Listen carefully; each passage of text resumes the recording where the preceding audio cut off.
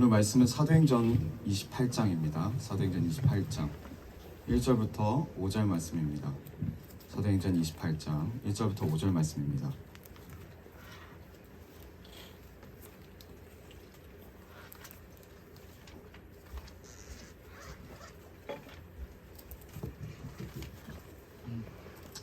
사도행전 28장 1절부터 5절 말씀 우리 같이 교독하겠습니다. 제가 먼저 읽겠습니다. 우리가 구조된 후에 안즉 그 섬은 멜리데라 하더라. 그가 오고 나의 차례 원주민들이 우리에게 특별한 동정을 하여 불을 피워 불을 다 연적. 바울이 나무 한 묶음을 거두어 불에 넣으니 뜨거움으로 말미암아 독사가 나와 그 손을 물고 있는지라. 원주민들이 들이쓰기 그 손에 매달려서 서로 말하되 진실로 이 사람은 사이다는 자로다. 바다에서는 그들을 받았으나 우리가 그를 하지 못하게 하였다. 같이 읽겠습니다. 바울이 그 짐승을 불에 떨어버림에 좀 더 소망이 없더라. 아멘.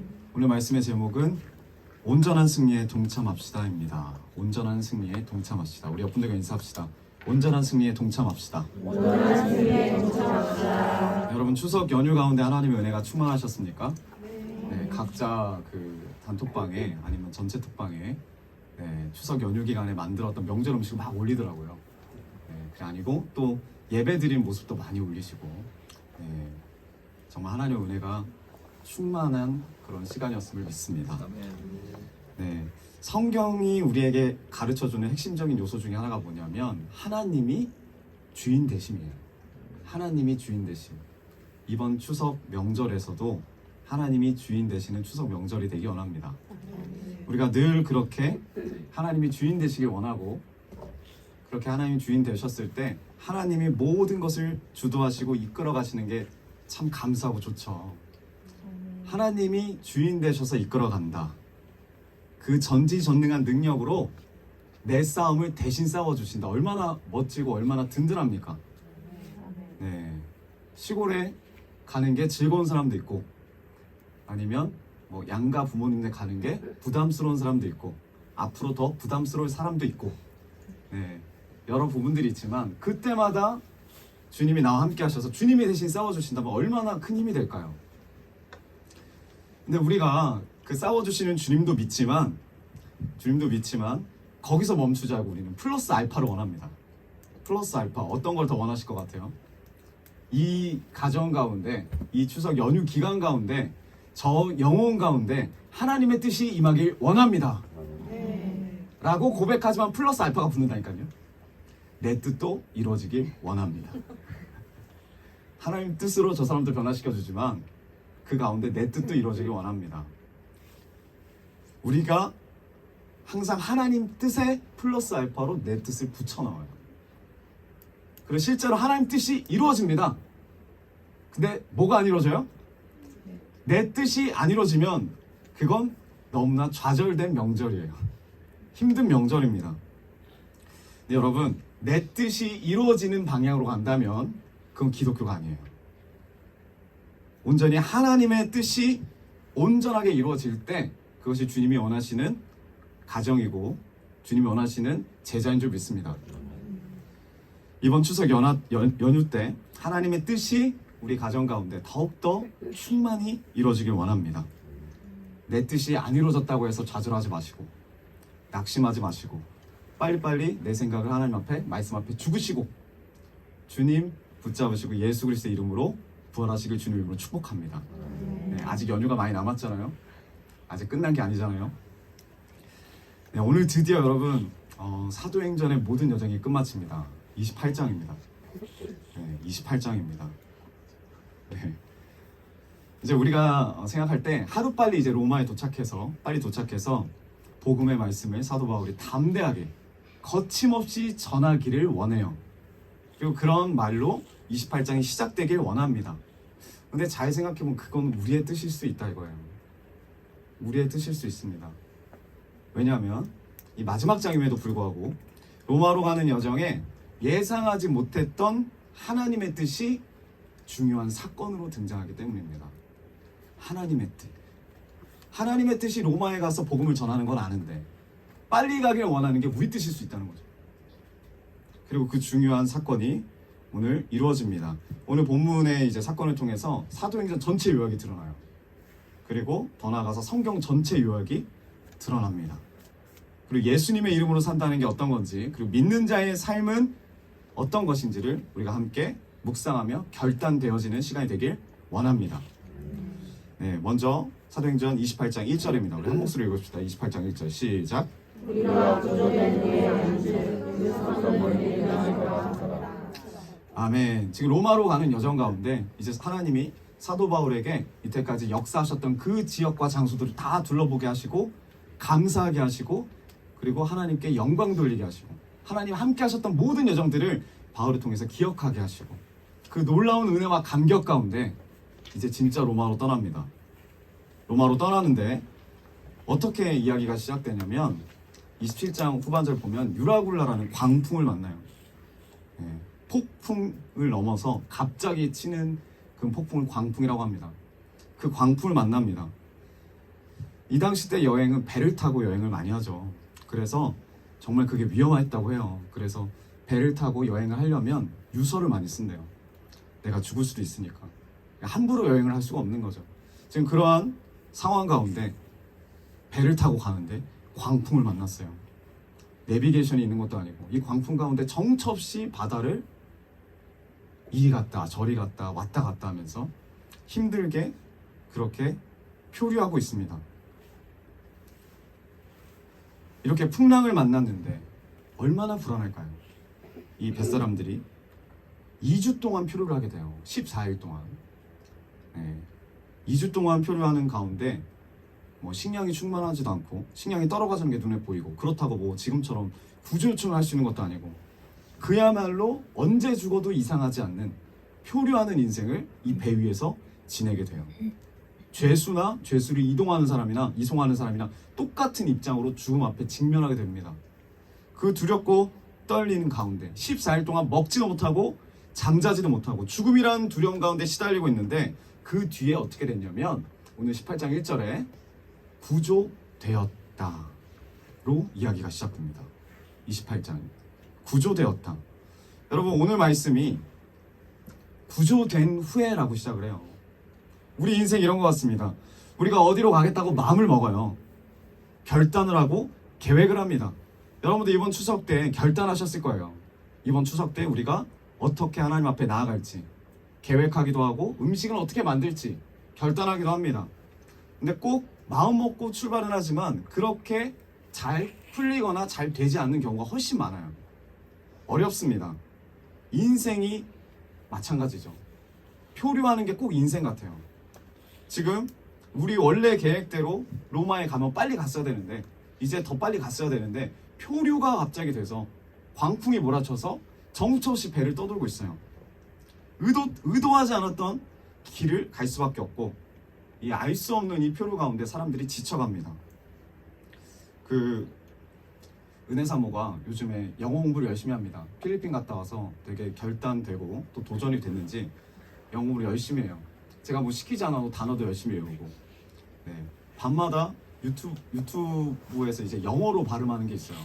그러니까 외국인이 말하는 거 이런 거를 이제 음성을 듣고 이제 밤에 이렇게 잠을 자고 제가 들었을 때 그렇게 크게 도움이 될 것 같지 않은데 귀가 트이겠다고 열심히 노력합니다. 왜 다음 선교를 준비하겠다고. 그래서 제가 이제 막 이렇게 교회에 있거나 아니면 어디 신방을 가거나 네, 그런 가운데 이제 혼자 있잖아요. 어느 날 전화했더니 집에 없는 거예요. 어디냐고 물어봤더니 카페에 갔대요. 집에서만 공부를 하니까 앉아서 공부하니까 너무나 허리가 아프고 힘들다고 카페에 가서 사람들이 보니까 카페 가면 다 공부를 하고 있더라. 공부가 그렇게 잘 되나 보다.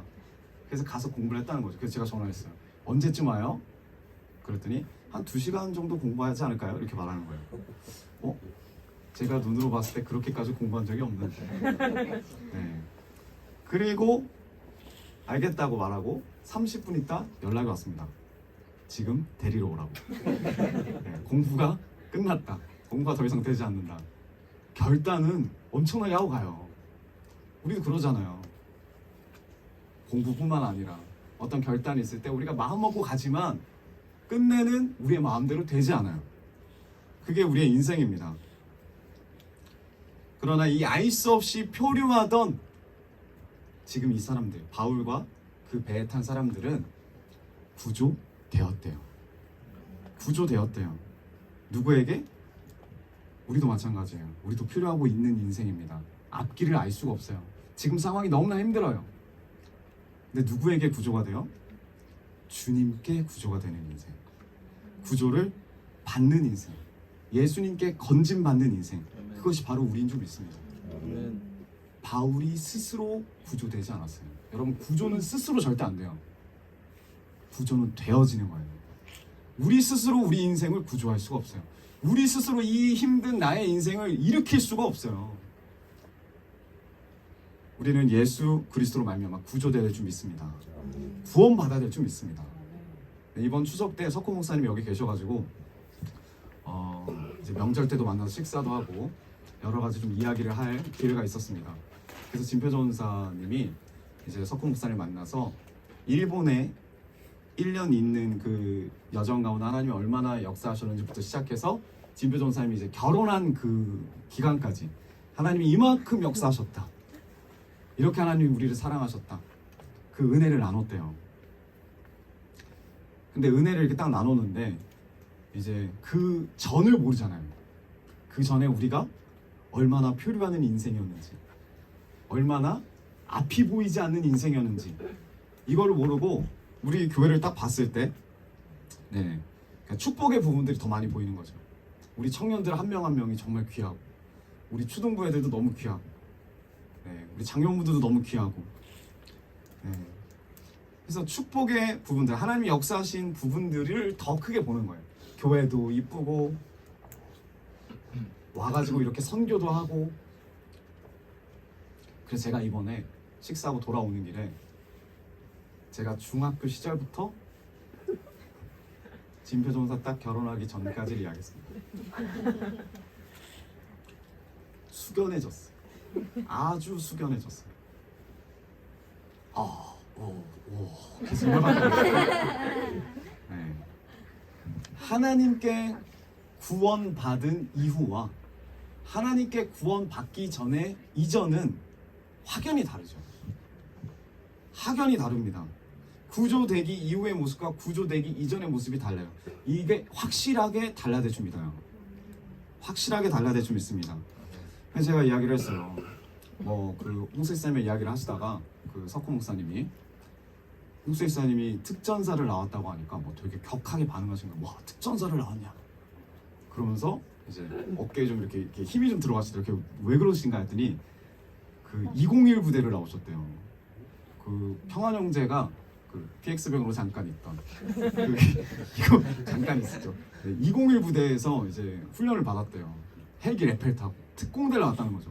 그러면서 막 되게 이제 두 분이 막 이야기를 하시는 거예요. 그러면서 자기 아버지와의 관계를 저한테 이제 오면서 이야기하는 거예요. 자기랑 아버지는 하루에 2분 이상 대화를 안 합니다. 2분도 길다는 거예요. 어찌 보면은 3일 동안 3분. 밥 먹었니? 예. 그래, 자라. 네. 이렇게 말하면 6초도 안 되겠죠? 네. 이런 어려움이 있었대요. 그래서 저는 가만히 있었어요. 가만히 있다가 그냥 한마디만 했습니다. 저희 집은 항상 아버지 오셔서 점호를 했어요. 그 석호 목사님이 그 점호가 내가 아는 점호. 저녁에 몇 시에 오시든지 우리는 앞에 나가서 인사를 해야 했고, 아버지 잘 다녀오셨습니까?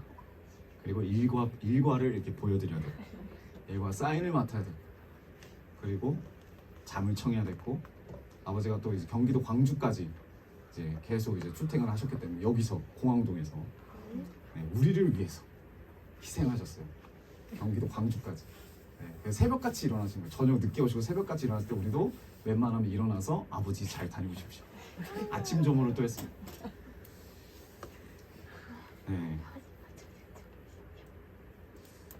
그러니까 아버지가 무서웠어요.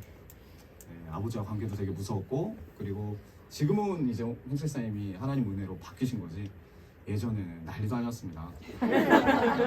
성경책 치고 던지시고. 제가 그래서 자녀분들 이야기를 할 때마다 정말 소망이 앉아 계신다. 하나님 함께 하신 소망이 여기 앉아 계신다.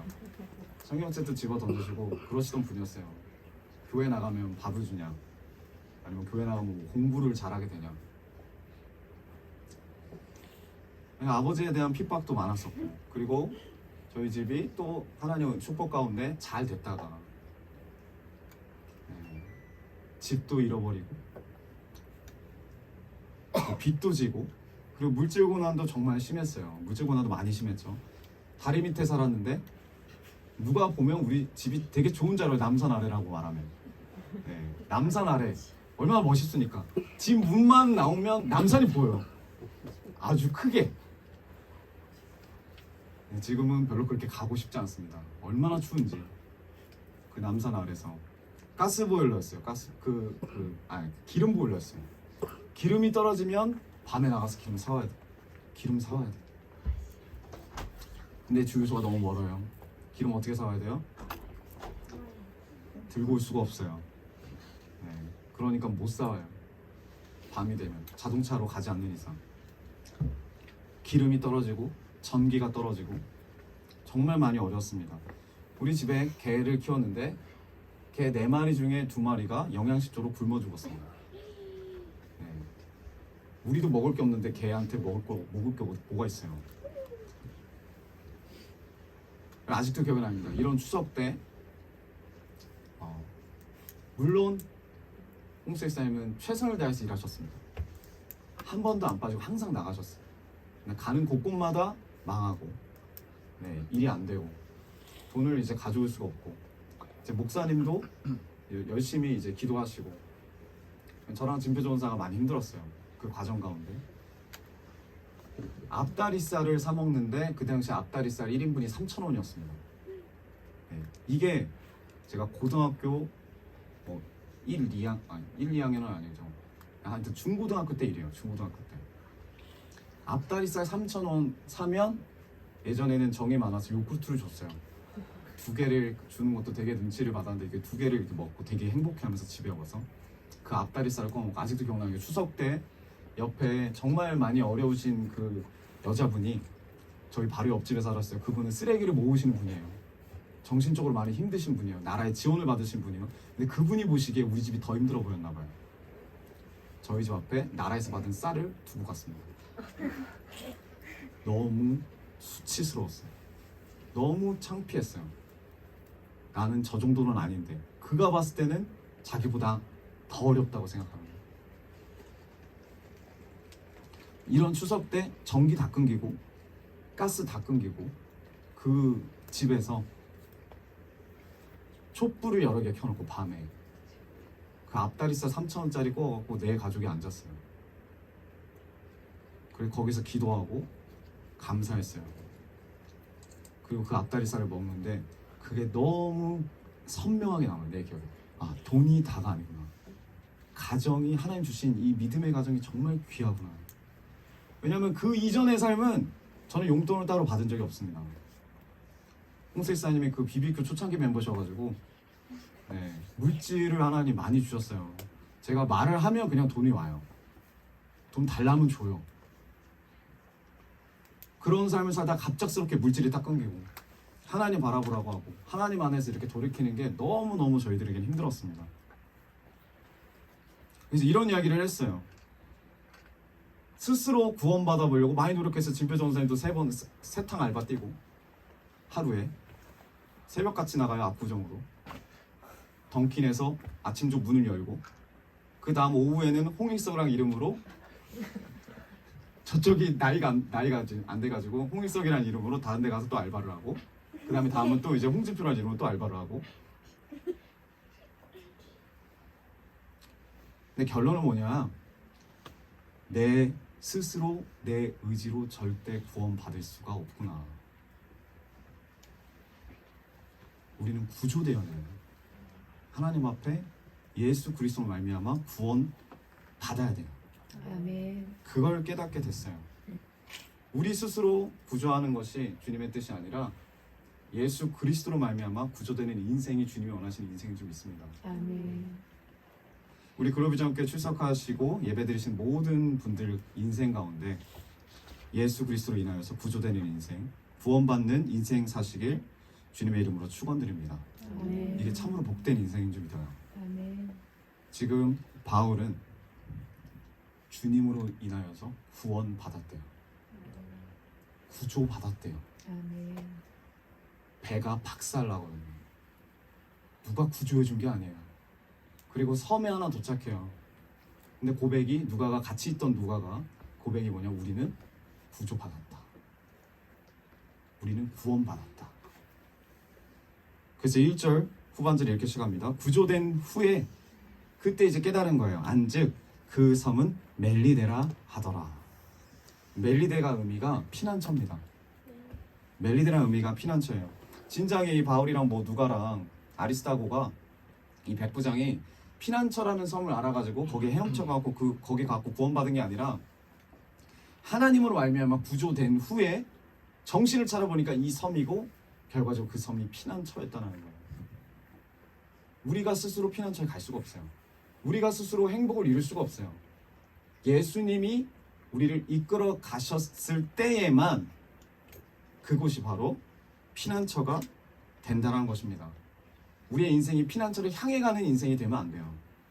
예수 그리스도와 함께 갈 때 주님으로 인하여 구원받고 이끌려 가다 보면 그 모든 과정과 결과적으로 도착하는 곳이 피난처가 될 줄 믿습니다. 이런 고백이 우리에게 있어야 될 줄 믿어요. 도착한 섬이 멜리데였대요. 멜리데였대요. 우리가 사도 바울을 굉장한 인물이라고 생각하는데 그런 것도 아닌 게, 나름대로 계획을 가지고 자기의 꿈을 향해서 최선을 다해서 걸어갔던 사람이에요. 이 사도 바울은.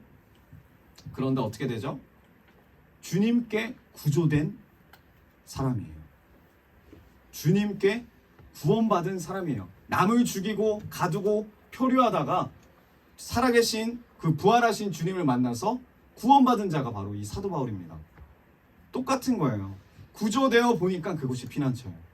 구조되어 보니까 그곳이 예수 그리스도와 함께 있는 장소였다는 거죠.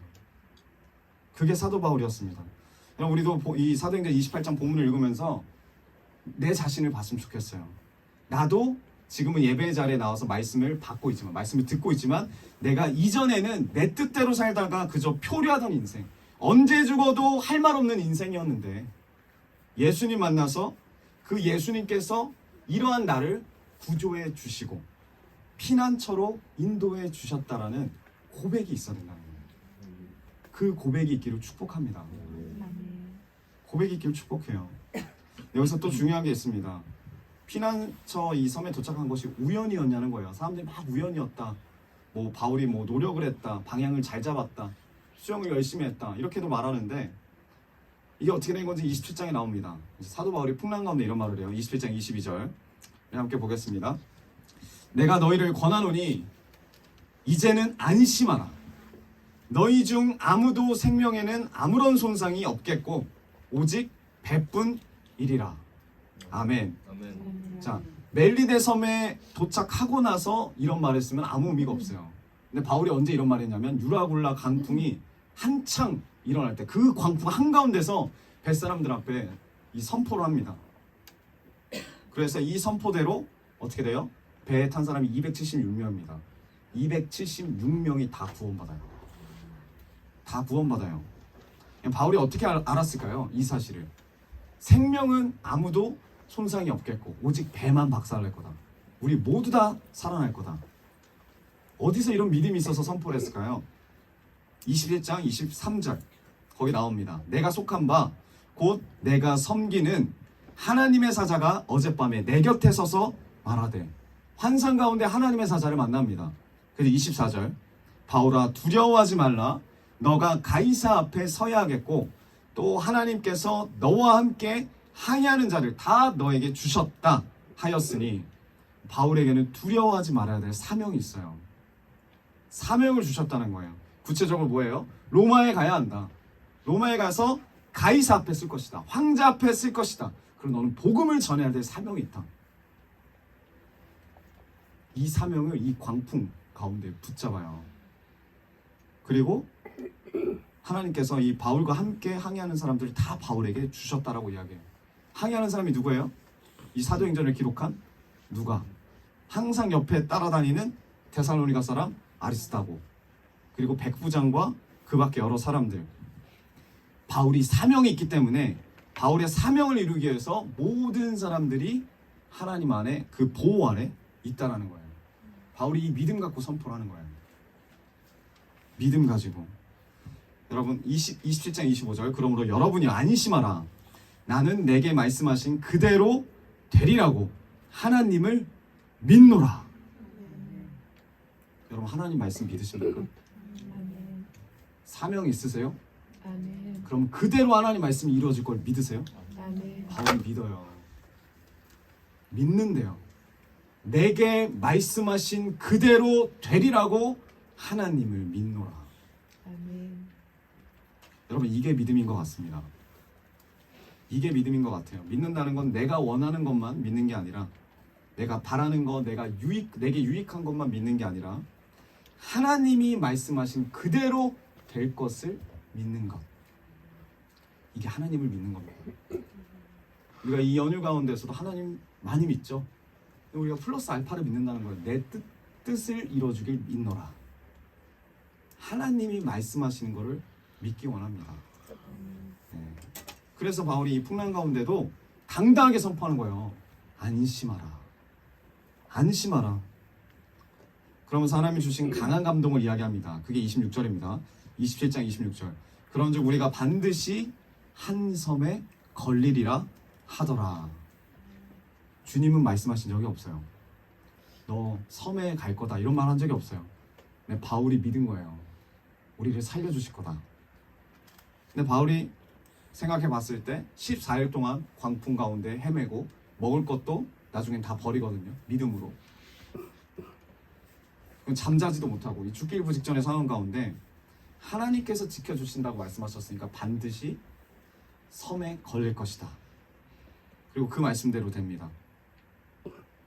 그래서 28장 1절에 이 멜리데 섬에 도착한 것이 구조되었다라고 말하는 거예요. 하나님이 우리를 구조하셨다. 내 스스로 내가 기도해서 우리가 구원받은 게 아니라 하나님이 우리를 구조하셨다. 선포합니다. 그래서 이 민감하게 반응하는 사도 바울로 말미암아서 같이 타고 있던 사람들도 같이 구원을 받아요. 270명이 한 번에 다 살아납니다. 여러분 우리가 바울과 같은 일들을 우리가 이 말씀을 받은 우리가 이제는 행해야 될 줄 믿어요. 가족들 가운데 붙여준 자리에서 오늘 인생이 표류하는 것 같아요. 나부터가, 우리부터가 정처 없이 오늘날 사회가 위기고 두렵고 불안하고 어떻게 살아야 될지 아무도 몰라요. 이럴 때에 하나님 앞에 서서 하나님의 말씀을 받는 사람, 하나님의 말씀을 깨닫는 사람이 되야 될 줄 믿어요. 여러분 하나님을 갈망하십시오. 아멘. 갈망하시면 주님 만나주세요. 영의 세계를 갈망하세요. 그럼 주님이 만나주세요. 바울은 갈망해요. 하나님을 갈망해요. 그리고 이 말씀 속에서 하나님의 사랑을 발견하고 그 소망을 전하는 거예요. 우리는 살아날 거야. 소망이 없는 자들에게 소망을 전달해요. 우리는 살아날 거야. 나에게 사명이 있어. 너희들도 살아날 거야. 아멘. 그래서 오늘 이 풍랑 같은 인생 가운데 죽을까 하고 두려워하는 인생들에게 이 소망을 전해주기 원합니다.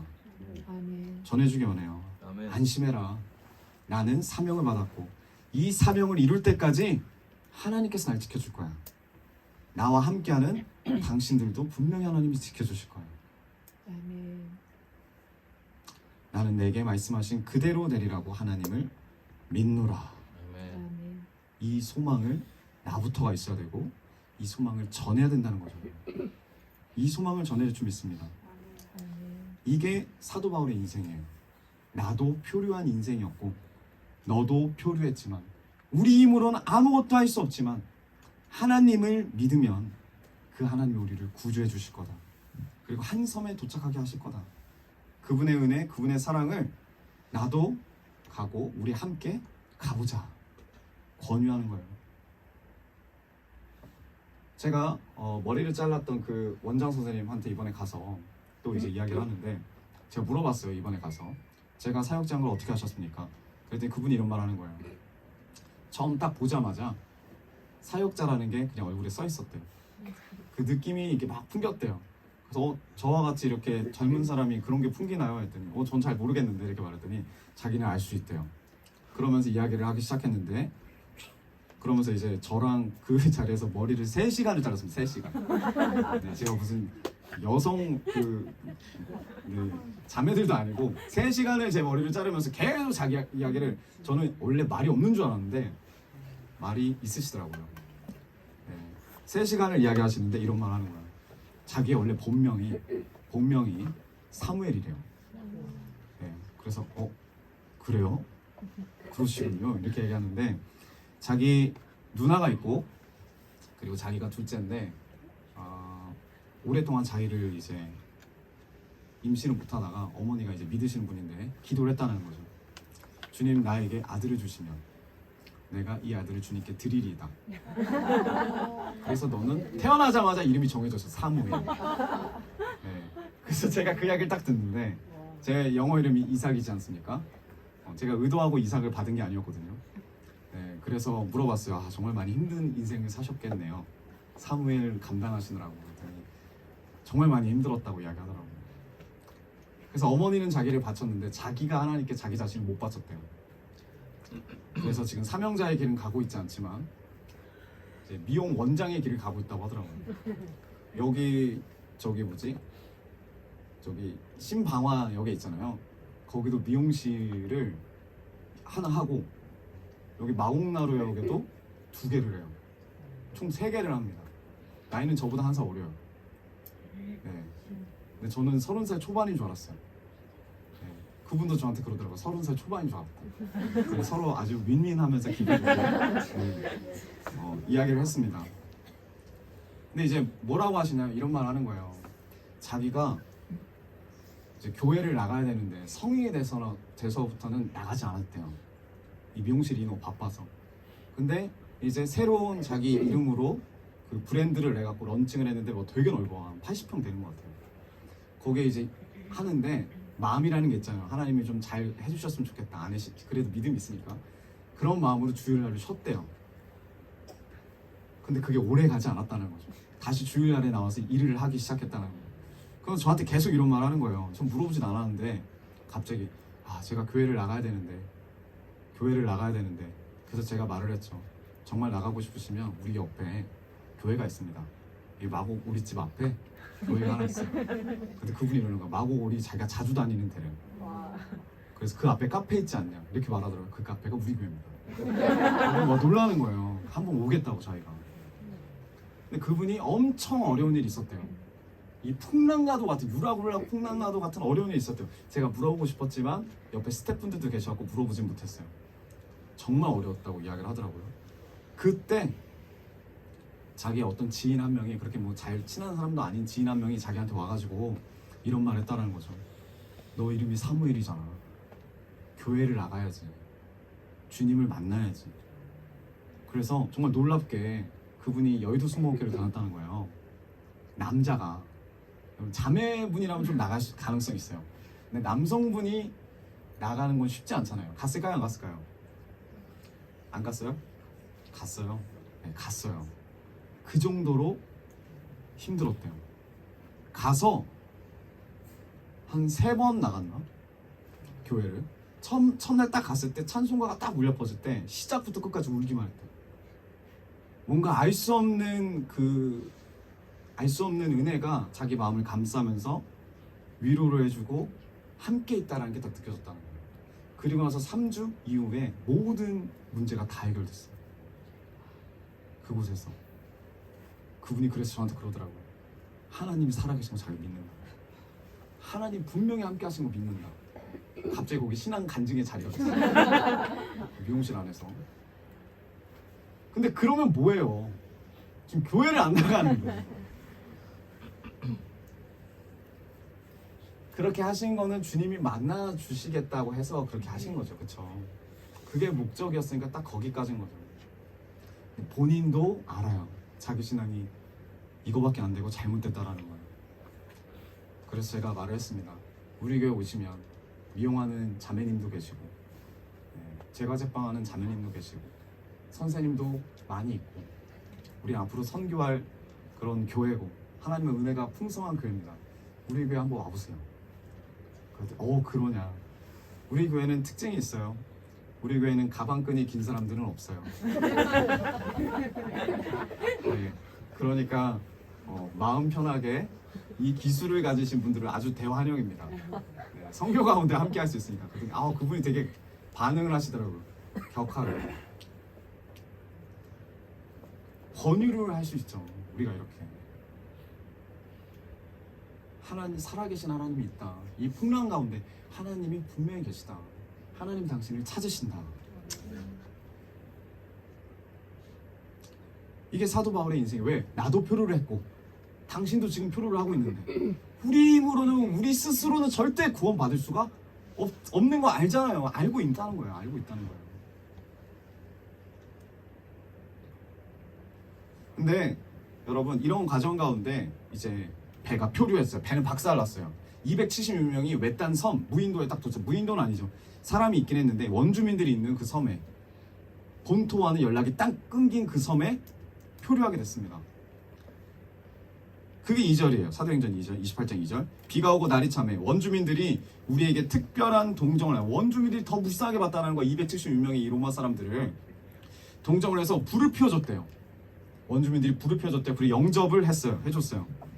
이 멜리데 섬의 이제 원주민들이 동정을 해줘서 불을 피워줬어요. 그래서 28장 3절 바울이 나무 한 묶음을 거두어서 불에 넣었으니까 불 더 타라고 불에 넣으니 뜨거움으로 말미암아 그 안에 잠을 자고 있었나 봐요. 잠을 자고 있던 뱀이 독사죠. 독사가 갑자기 잠에서 깨어서 나와가지고 어떻게 해요? 바울의 손을 물고 있는지라. 뜻밖의 사고가 난 거죠. 276명이 전원 다 생존을 했는데 갑자기 바울이 독사에 물려요. 독사 한 마리가 튀어나와서 물었는데 물었다로 끝나는 게 아니고 어떻게 해요? 물고 매달려 있어요. 물고 매달려 있다는 거예요. 여러분 사단이 우리를 물잖아요. 그럼 절대 놓지 않아요. 틈을 봐서 물면 이 사람이 쓰러질 때까지 문다는 거예요. 물고 있다는 거예요. 근데 매달려 있어요. 이렇게 절대 놓지 않아요. 이 사람이 절망하고 좌절하고 지금 바울은 멀쩡한데 바울을 바라보고 있는 사람들이 다 좌절해요. 저 사람 죽는 거 아니야? 낭망해요.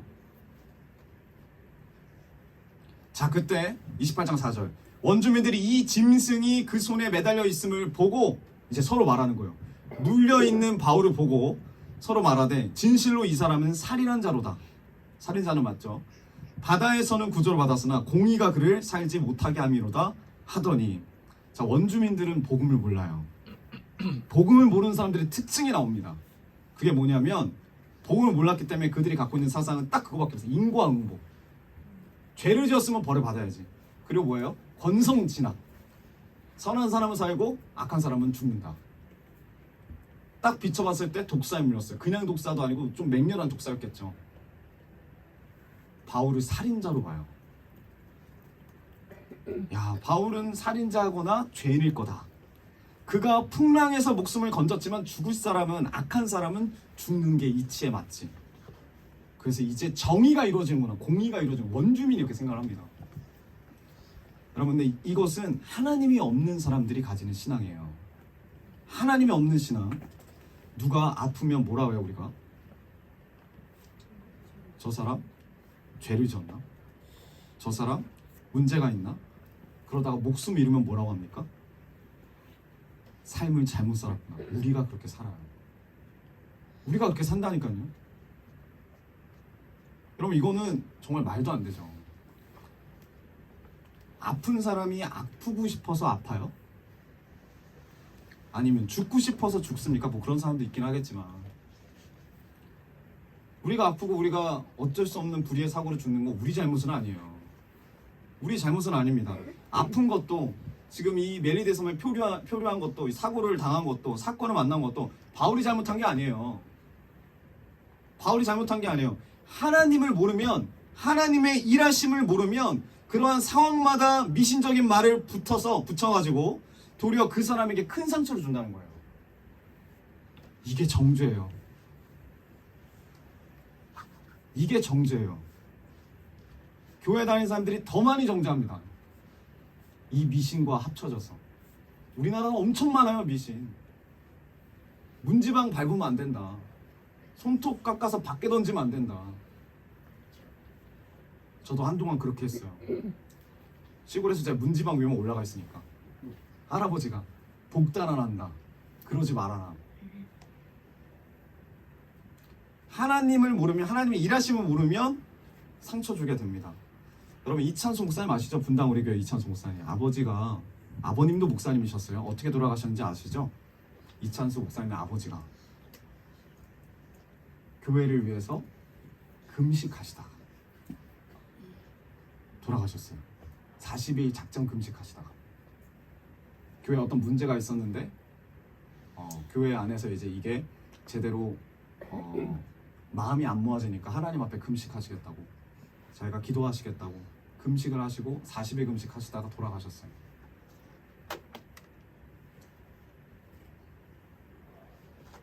그 제가 들었습니다. 사람들이 뭐라고 하는지 아세요? 저 목사님이 신앙생활 잘못해서 죽었다. 그래서 인찬수 목사님하고 이찬수 목사님 어머니 가족들이 그 사택에서 다 쫓겨났어요. 아무것도 없이 그냥 쫓겨났어요. 목사님 죽었다고. 그 이야기를 하시더라고요. 이게 너무나 자기에게 큰 상처다. 물론 하나님이 섭리로 역사하신 건 알지만 교회 안에서 믿는 사람들이 그렇게 반응했다는 거예요.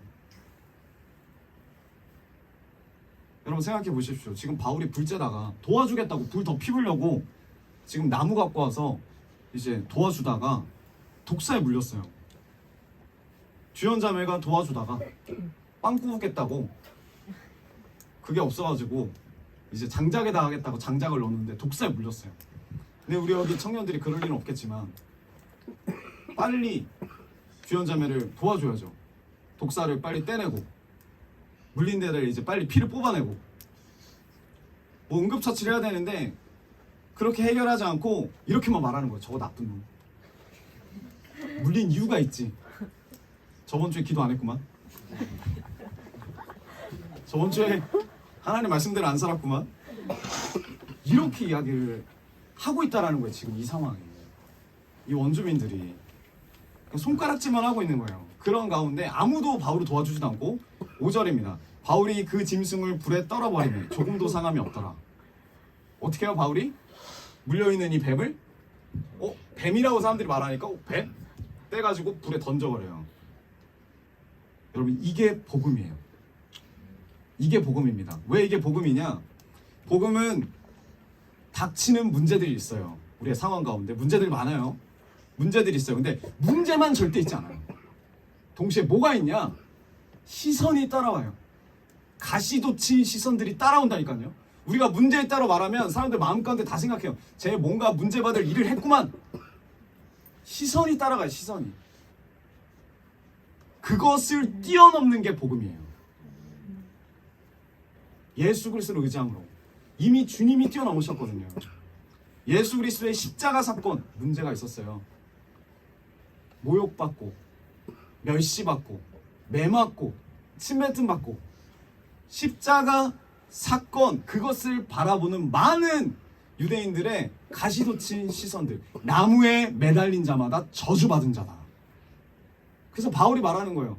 진짜 예수 그리스도가 구원자였다면 사울일 때 나무에 매달릴 수가 없다. 나무에 매달린 건 저주받으니까. 근데 주님이 이 사건과 이 시선을 뛰어넘고 승리하셨다는 거예요. 그게 복음으로. 예수 그리스도의 복음이 이것을 뛰어넘는 승리입니다. 지금 이 사도행전 28장 5절이 사도행전의 모든 내용이 압축되어 있어요. 28장 5절이. 그리고 성경 66권의 내용이 다 압축되어 있어요. 문제가 있고 그 문제를 바라보는 시선이 있지만 예수 그리스도의 능력으로 그 복음을 말미암아 이걸 뛰어넘는 삶. 자기의 삶을 보여주는 거예요. 여러분 절대 문제만 오지 않습니다. 문제만으로 넘어지는 사람 없어요. 문제 플러스 믿었던 사람들의 배신이나 문제 플러스 정말 위로받고 싶었던 그 사람의 어떤 가시돋친 시선이나 이게 더 강하게 나를 무너뜨려요. 그래서 내 스스로 구원받을 수가 없어요. 예수 그리스도가 이미 그 길을 가셨다는 것을 믿고 그 주님을 의지해야지만 구원받을 수 있습니다.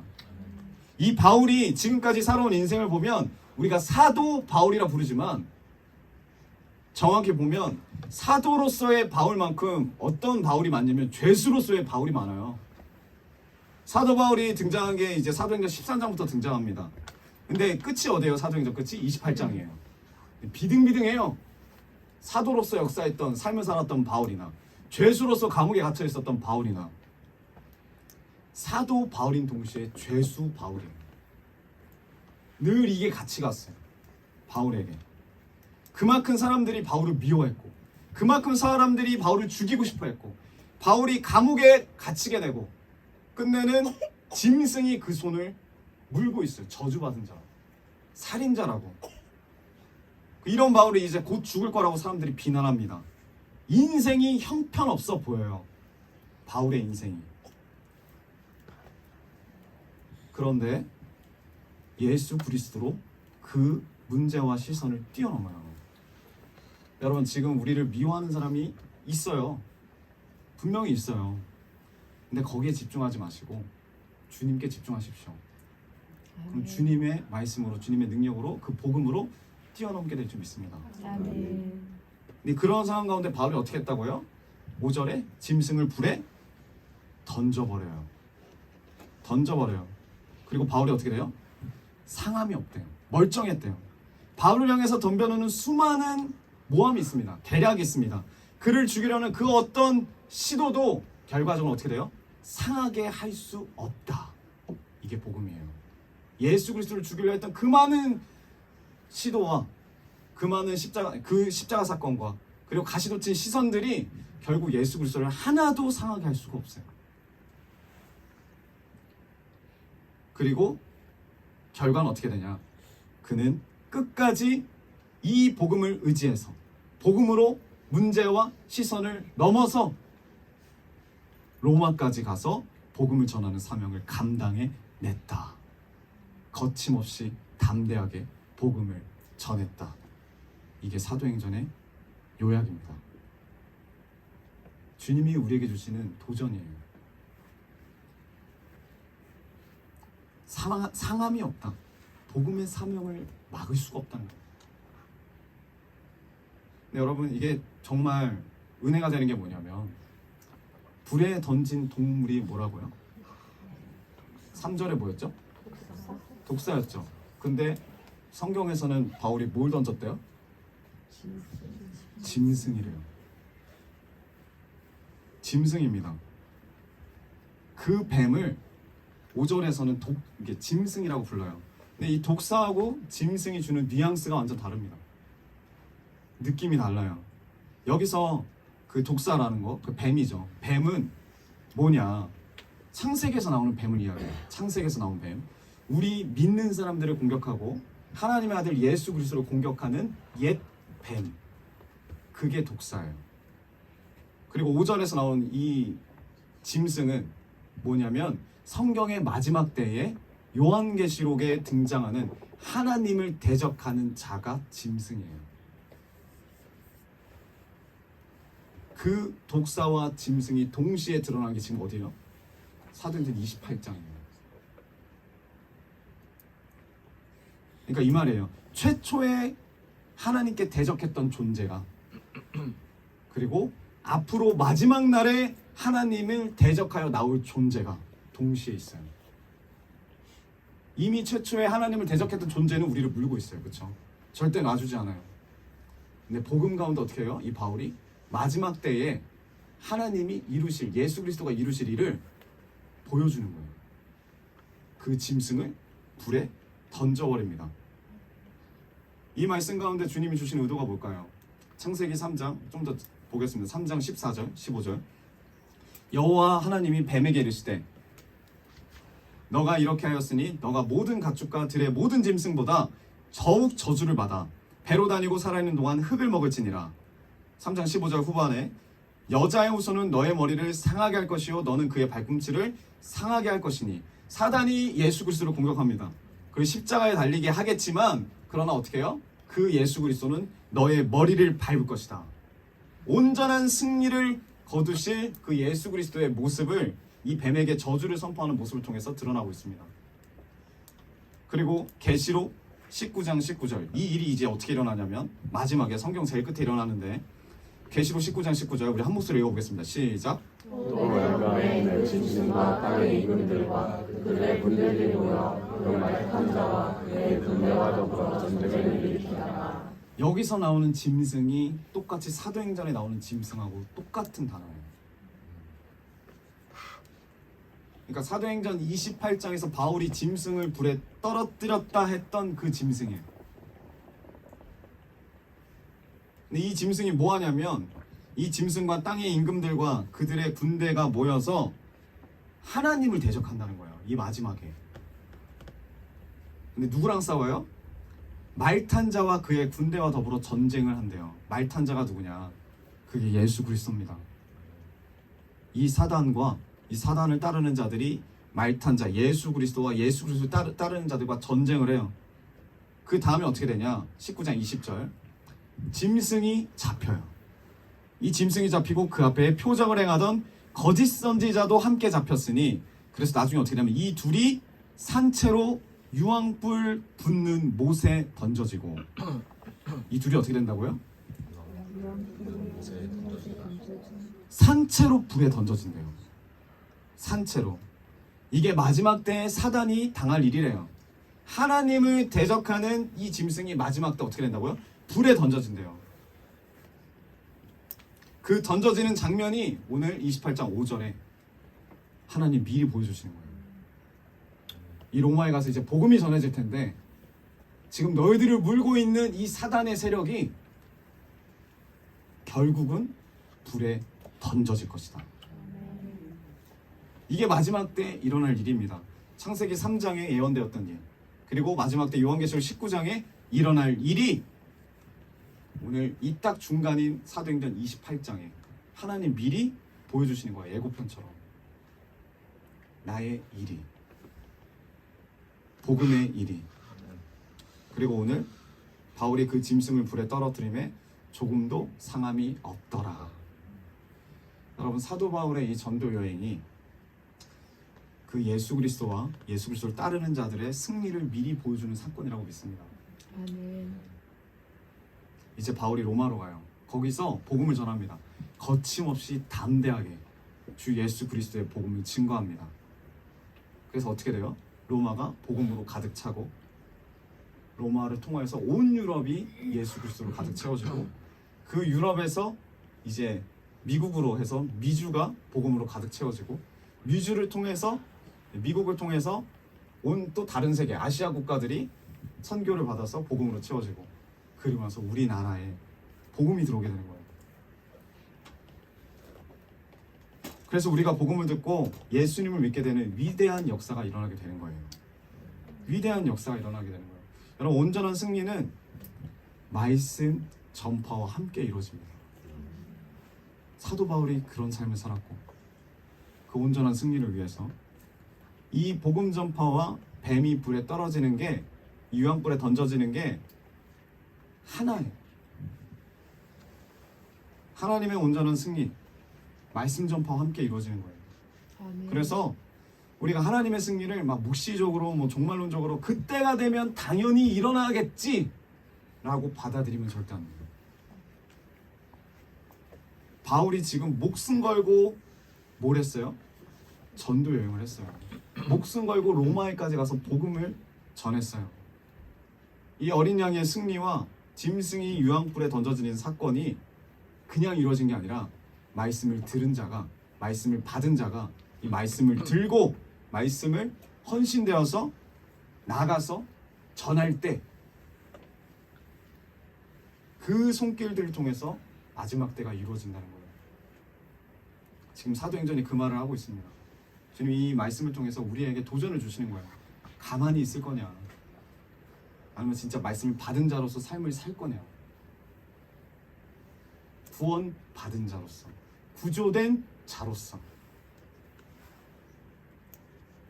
그래서 사도행전 28장 사건이 성경 전체 요약을 하고 있습니다. 하나님이 이렇게 일하실 거라. 이게 누구에게 가능해요? 믿는 자들에게 가능합니다. 믿는 자들, 주님의 말씀을 믿는 자들. 믿는 자는 누굽니까? 꼭 이러시는 분들이 있어요. 아, 사도 바울도 독사에 물렸는데 살았네. 나도 말씀이 충만한데 내가 믿나 안 믿나 한번 물려볼까? 저도 그랬거든요. 높은 곳에 떨어져도 유두고가 살았다는데, 죽었다 살았다는데 나 한번 떨어져 볼까? 그래서 우산을 들고 올라가 본 적이 있습니다. 네, 한 3층 정도의 낙하산 역할을 하지 않을까 해서. 내가 독사에 물리면 죽나 안 죽나, 내가 물에 빠지면 죽나 안 죽나, 독을 마시면 죽나 안 죽나, 이걸 믿음이라고 생각하고 하시는 분이 있어요. 그래서 실제적으로 역사적으로 보면, 기독교 역사적으로 보면 많이 돌아가셨어요. 여기 계신 분들은 진짜 믿음을 아시니까 절대 하실 일이 없겠죠. 네, 많이 돌아가셨어요. 많이. 근데 이거는 믿음이 아니라 이거는 시험이죠. 시험. 주님을 시험하는 거죠. 말씀을 위해서 많은 이들이 죽었어요. 나도 한번 독사에 물려봐야지, 나도 한번 독을 마셔봐야지, 나도 한번 무리를 걸어봐야지. 엄청 많이 죽었어요. 믿는 자는 누구냐면 이 말씀에 온전히 헌신돼서 말씀을 증거하는 자들. 증거하는 자들. 주연자매네 집 빵집이 맛있다고 해서 제가 그 빵을 오시는 분들마다 이야기를 해요. 빵 1위집이래, 강서구. 한번 먹어보세요. 근데 지금 이제 3위집으로 내려갔대요, 주연자매 오고 나서. 네. 아시는 분들만 아시겠죠. 네, 3위집으로 내려갔다고. 사장님이 말했대요. 너가 오고 나서 내려갔다. 우리가 진짜 그 빵이 맛있다면은 그 효과를 알고 이 빵에 대한 믿음이 있으면 그 빵 어떻게 해요? 사서 선물을 주겠죠. 아니면 이 강서구를 대표하는 누군가에게 또 갖다 주고. 마찬가지입니다. 우리가 지금 복음이 진짜라면, 내 죄와 내 죽음을 이길 하나님의 방법이라는 사실을 내가 믿는다면 이 복음을 나만 먹으면 안 되죠. 그럴 수가 없어요, 솔직히. 내가 여기서 자유하게 됐다면, 내가 진짜 이 복음을 인해서 내 삶이 바뀌었다면 어떻게 해요? 이 복음을 들고 내가 아는 사람들한테 가가지고, 그리고 내가 모르는 사람들에게도 전할 수 있어요. 여러분도 3시간 동안 머리 자르실 수 있어요. 전할 수 있습니다. 전할 수 있어요.